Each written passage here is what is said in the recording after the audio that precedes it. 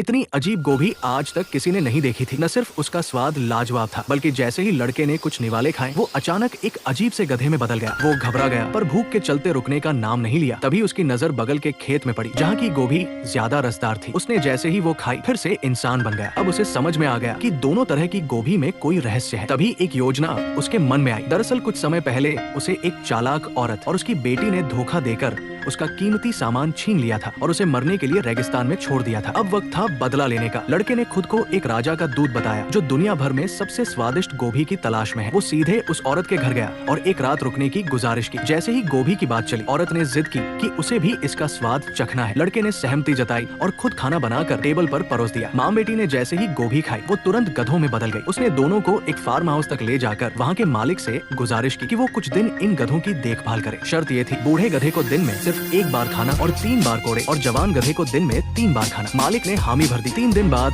लड़का वापस आया तो देखा जवान गधे से खेत में जबरदस्ती काम करवाया जा रहा था और उसे पीटा भी जा रहा था। वो आग बुला हो गया और पूछा कि ऐसा क्यों हो रहा है। मालिक ने बताया कि बूढ़ा गधा 2 दिन में ही मर गया, इसलिए काम का बोझ जवान पर आ गया। लड़के ने फौरन उसे छुड़ाया और रसदार गोभी खिलाकर वापस इंसान बना दिया। लड़की पहले ही लड़के से प्रभावित थी। जब उसने पूछा कि क्या वो उसकी पत्नी बनना चाहती है, तो उसने खुशी खुशी हाँ कह दिया और इस तरह दोनों सारे गिले शिकवे भुलाकर साथ रहने लगे। एक खुशहाल जिंदगी की शुरुआत कर